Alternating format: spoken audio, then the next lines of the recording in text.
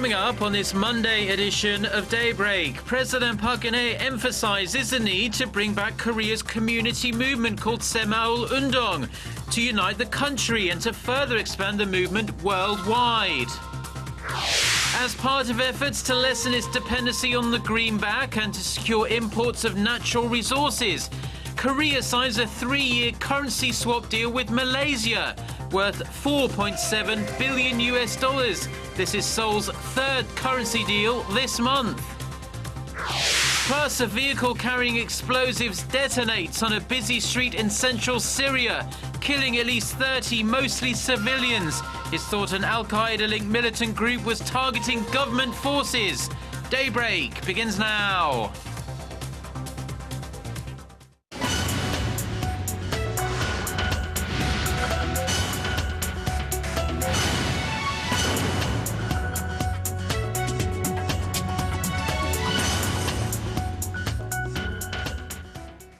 You're watching Daybreak on Monday, October 21st, and I'm Choi here in Seoul. President Park Geun-hye has emphasized the importance of starting a second nationwide new community movement to better unite the country. Visiting Suncheon City in South Jeolla Province Sunday, President Park said the new community movement, known as Saemaul Undong, should be revised to fit the present time in reducing disparity between urban and rural areas, as well as among different age groups and social classes. The first community movement was an initiative launched by President Park Geun-hye, the current president's father, in 1970 to modernize the rural Korean economy. President Park Geun-hye said she will also boost the initiative as a major international cooperative project, offering hope to many countries in the developing world. South Korea's top security advisor will visit the United States this week for talks on North Korea and other bilateral issues.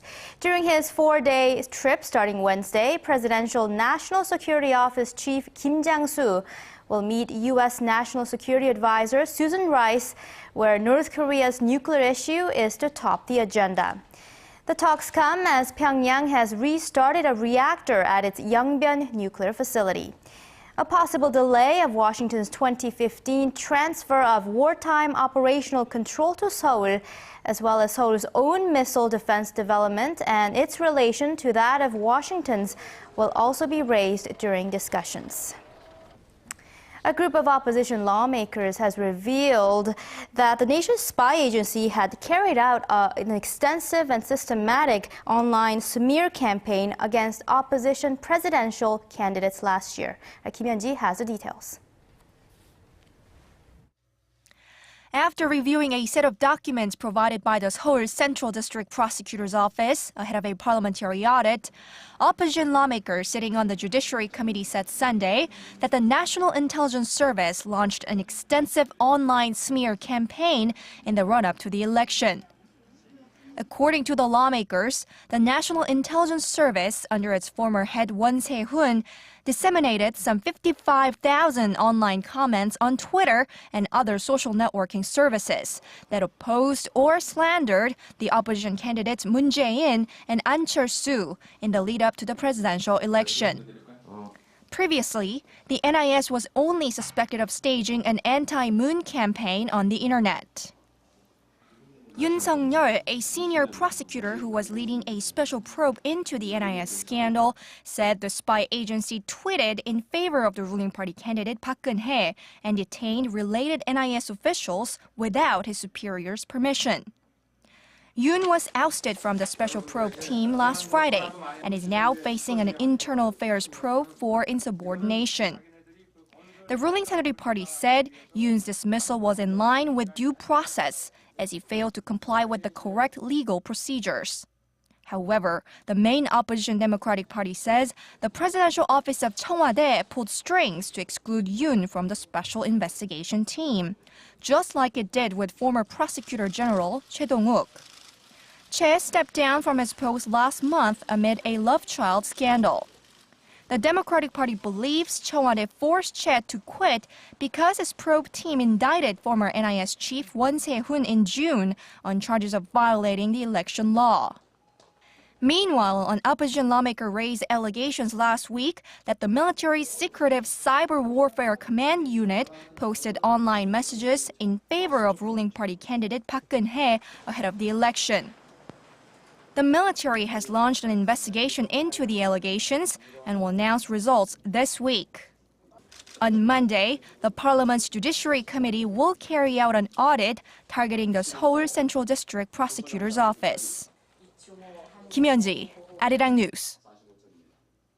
Yet another scandal is emerging from the multi-layered web of corruption surrounding the country's nuclear power industry. It turns out that the cable manufacturers that colluded to supply cables used in particular reactors at high prices have been paying extra juicy dividends to their shareholders.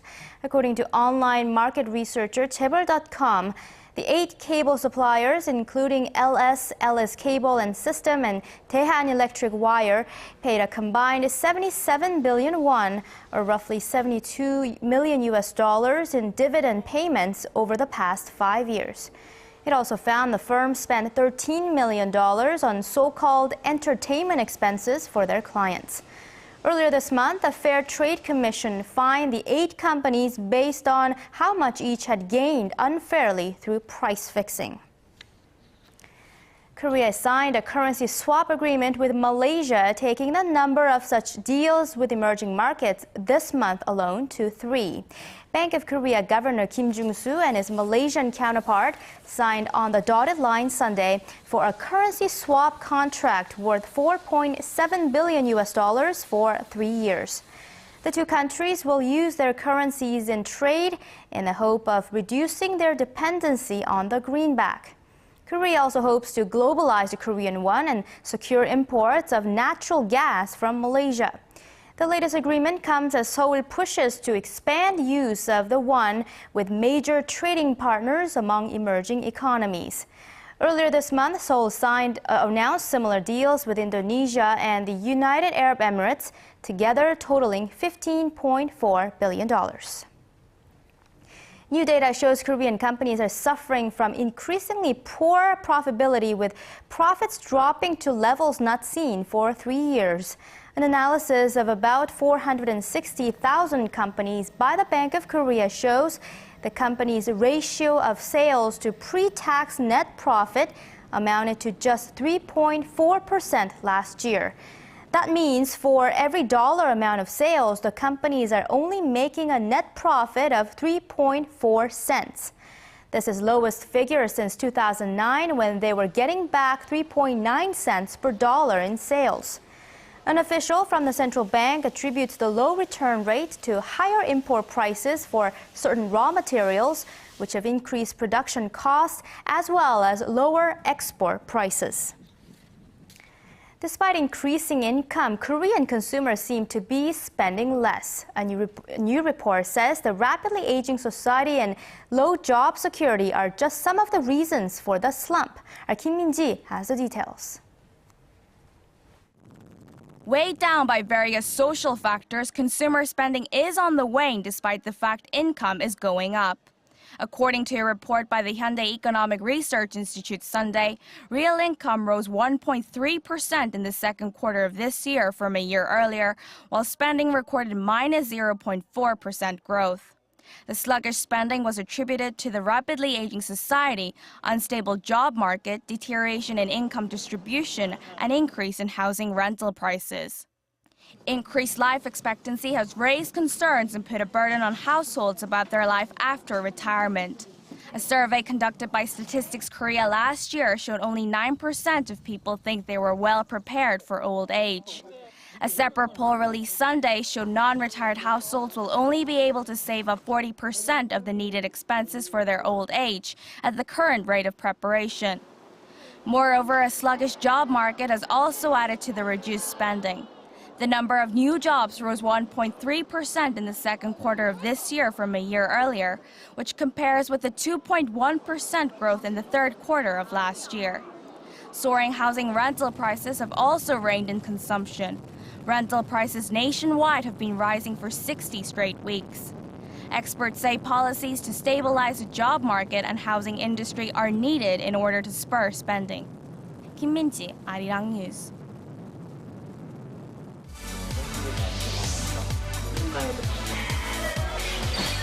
If you want the latest news from Korea and around the world. Return to the negotiation. President Park Geun-hye plans, given the current circumstances. On your way to work or at home. Defense Ministry. The legislature will convene a... Tune into Daybreak on Arirang TV. Prime Minister Shinzo Abe said Tuesday. At least 30 people have been killed by a suicide truck bombing near the central Syrian city of Hama. The country's state-run news agency says Syrian rebels rammed a truck packed with over a ton of explosives into a government checkpoint. The blast caused a nearby patrol tanker to explode, increasing the damage and casualties. The London-based Syrian Observatory for Human Rights said the al-Qaeda-linked al-Nusra Front was behind the attack. Although the attack seemed to have targeted government troops, most of the dead were civilians. Let's get a check on Reuters for more stories making headlines around the world. The deportation of 15-year-old Leonardo Debrani from France to Kosovo ignited an outcry and mass student protests. Debrani, whose family entered France illegally in 2009, was ordered off a school bus by police and sent to her father's native country. Now, French President François Hollande, while defending the deportation of Debrani and her family, says she can return to finish her studies. In view of the circumstances, he said if she requests so and wants to continue her education in France, she and only she would be welcomed. Debrani, who doesn't speak Albanian and says Kosovo is not her home, says she can't go back to France alone. I don't want to go without my family because I want to stay with them, and especially my dear sister. We're tied together. I can't leave her behind here. The French president's defending the family's deportation because they'd exhausted all channels for asylum. His gesture to let Debrani return alone appeared designed to show clemency without undermining his interior minister or offering fodder to the far right. Far-right support ahead of next year's municipal and European elections has been bolstered by rising frustration over illegal migration and Roma camps on the outskirts of French cities. More than 60 bushfires were still burning in New South Wales on Sunday. Hopes for wet weather over the weekend to help fight the flames proved unfounded. Now Australian fire authorities are warning the arrival of hot, dry, gusting winds over the coming days will make their task even harder. We have looked at best case, worst case, and in-between scenarios. And no matter which scenario you look at, there is going to be a significant amount of fire activity across the Blue Mountains and Hawkesbury communities throughout this week. It's believed more than 200 homes have already been destroyed, and the final figure is likely to be higher still. Firefighters from other states are being drafted in to reinforce efforts to contain the blazes, which have reduced tens of thousands of hectares to ash. The U.S. Center for Disease Control says the skyrocketing use of antibiotics in the livestock industry poses a serious health risk for consumers around the world.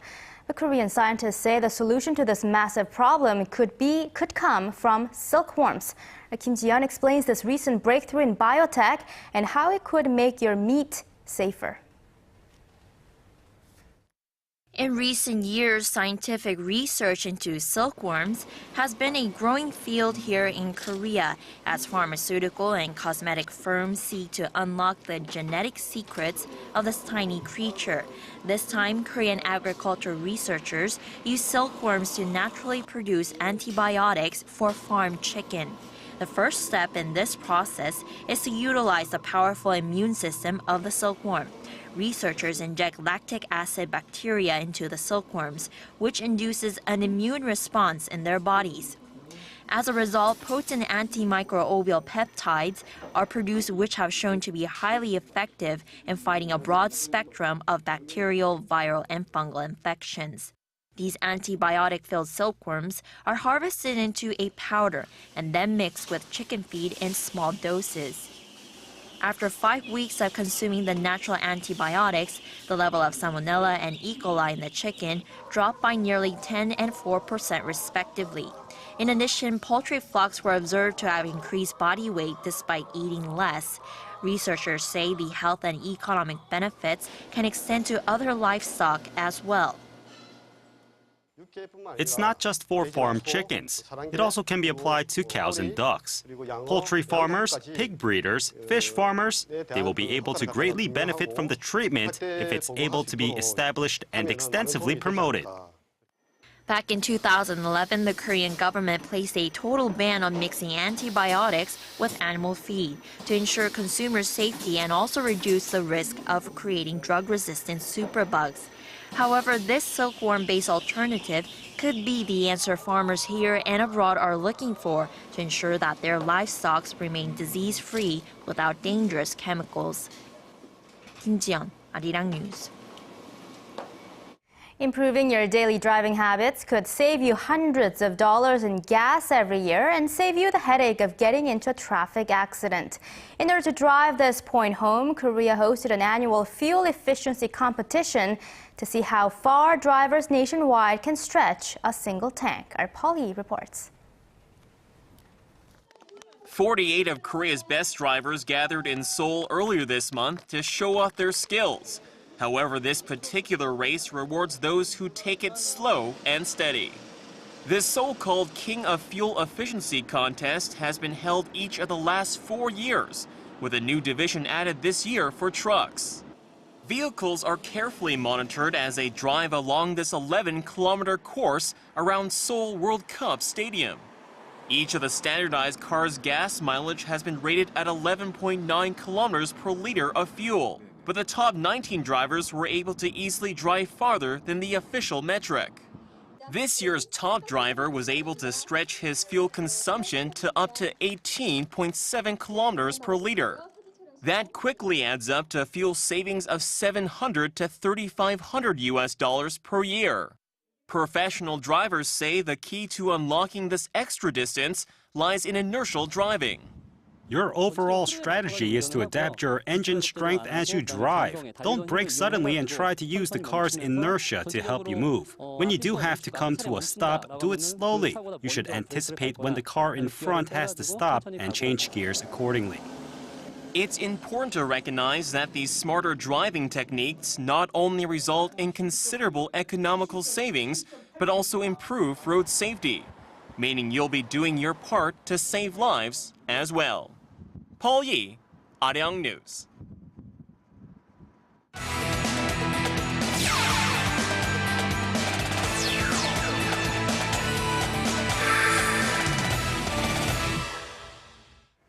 And a good Monday morning to you all as we kick things off with the 2013 KBO postseason. Now on Saturday, the Doosan Bears were able to beat the LG Twins in a thriller of a game 5-4. Which meant they were one win away from advancing to the Korea series against the Samsung Lions. Well, with that said, let's check out the highlights from Game 4. Of course, going into the game here, starting pitchers in the game, Yoo Hee-kwan for the Doosan Bears and Woo Kyo-min for the LG Twins. We go over to the second inning of the game. Choi Jae-hoon grounds one to first base, but misplayed by the first baseman Kim Yong-hee, and Lee Won-suk scores as the Doosan Bears take a 1-0 lead. Now stays that well until the 7th inning. Park Geun-hye, an RBI double to left field as Lee Dae-hyung scores the tying run 1-1. Bottom of the inning, men on second and third. Lee Jong-woo sends one to right field here, and here it goes, a sac fly, makes it 2-1 Doosan Bears. Shifting over to the 8th inning, Choi Jun-suk, and there it goes, back. Lee Jin-young leaps, but it's gone, a pinch hit solo shot, makes it 3-1. Next batter, Oh Jae-il at bat, and he's going to drill this one to deep center field, and it's going to hit the fence and off. Park Geun-hye kicks it away. Rounding the bases, Oh Jae-il, and the play at the plate is safe, and that's ruled a triple and an error. Next up, Oh Jae-won. This one is a triple to right field. Next play, we have Min Byung-hun at bat, and he singles to right field, and it's 5-1 Doosan Bears. 9th inning, two-man out, Moon Sun-jae swings, and this one is popped up in foul territory. Oh Jae-il has room, and this one, ball game over. The Doosan Bears advance to the Korea series. Up next, the Samsung Lions.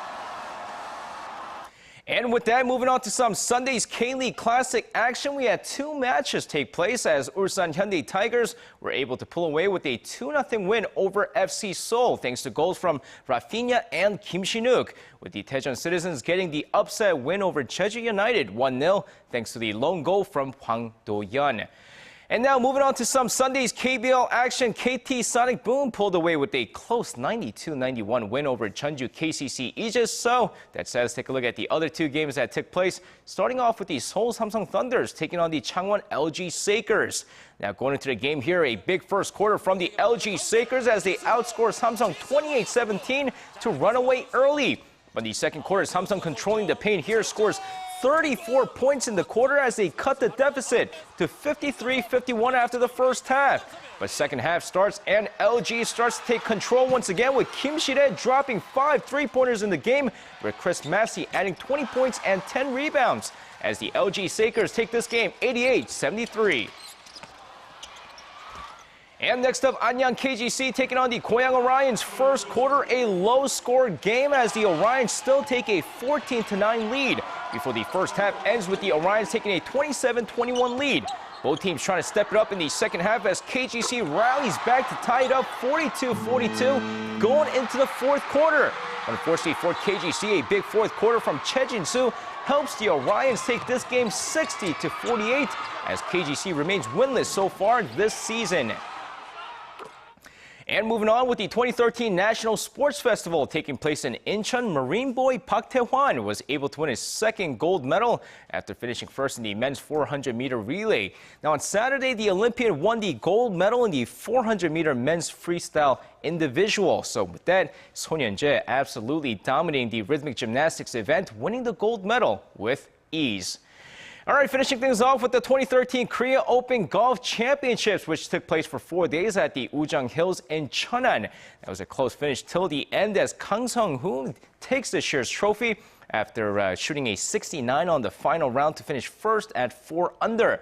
Meanwhile, the biggest name on the course was, of course, Rory McIlroy, who had a monster fourth round, but missed out on the win, 1 stroke behind Kang Sung-woo at 3 under par overall. And now that's going to wrap it up for me. This has been SJ. Have a great rest of the day and see you guys again for your sports needs.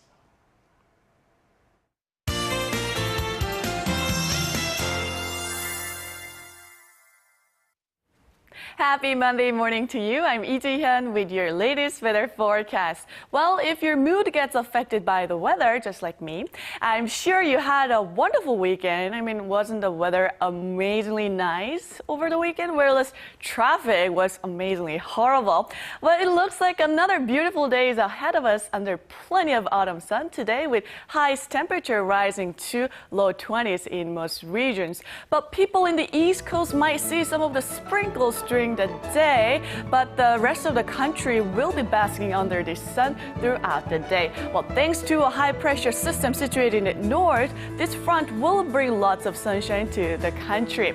In fact, this nice autumnal condition is likely to continue through tomorrow. Sky will be partly to mostly sunny with afternoon highs hovering low 20s again, just like today. But later this week, the temperature will plunge once again. We'll have a single-digit morning lows in most regions and afternoon highs will be chilly as well. So as I always say, let's enjoy the beautiful weather condition while it's here, and today should be one of those days. Morning lows and afternoon highs should be similar to yesterday, so let's take a closer look at the readings for today. Seoul started off at 12 and current temperature in downtown Seoul is about at 12.5, but it will rise to 22 degrees Celsius, which is 72 degrees in Fahrenheit, and afternoon highs in Daegu and Busan will make it to 22 as well with a fair amount of sunshine. Now let's see how other regions are looking. It looks like Jeju and Daejeon should enjoy a toasty afternoon as well, while Dokdo rises to 16, but Mount Kumgang will stay in the single digit all day long. Now that's all for Korea, and here's the global forecast for viewers around the world.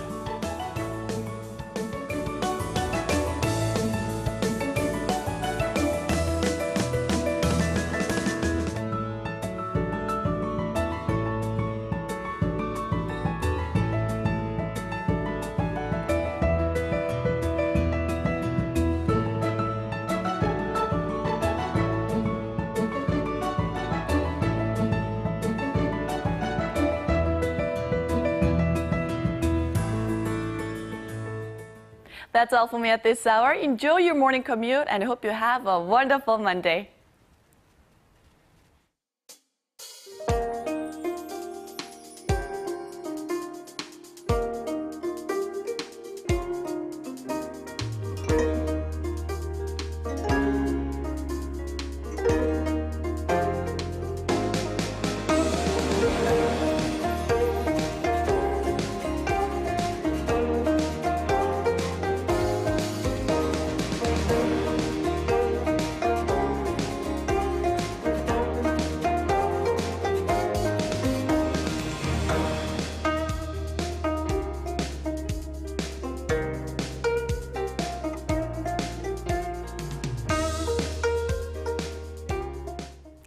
Hope everyone's off to a good start of the week. Stay with Arirang TV for more on the day's headlines.